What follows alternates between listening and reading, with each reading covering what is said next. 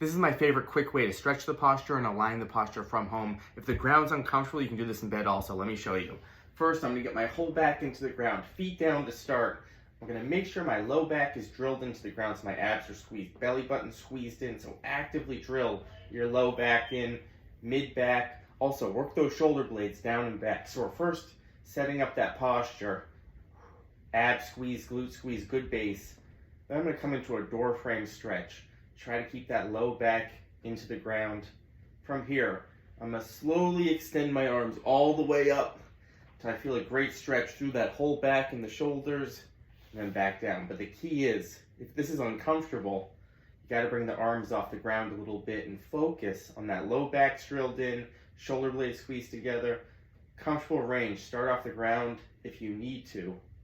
10 repetitions here, and again, you can do this in bed also.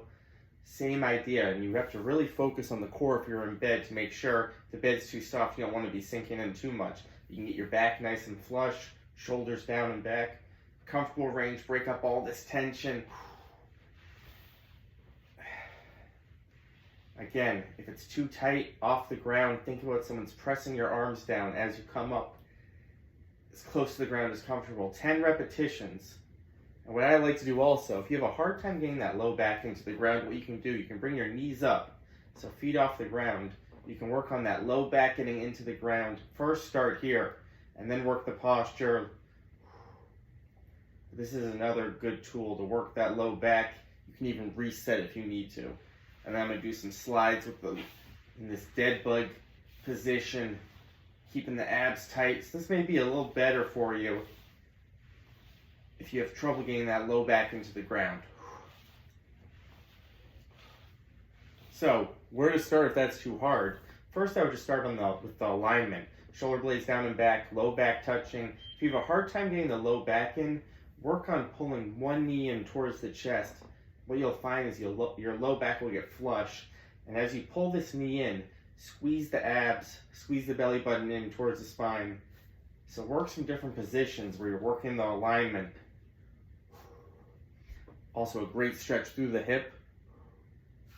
But work on getting that low back into the ground. I like doing this against the wall also. First, we start with the alignment, making sure the core is squeezed, back's engaged. Once we work on these initial positions, the bridge is also a great one.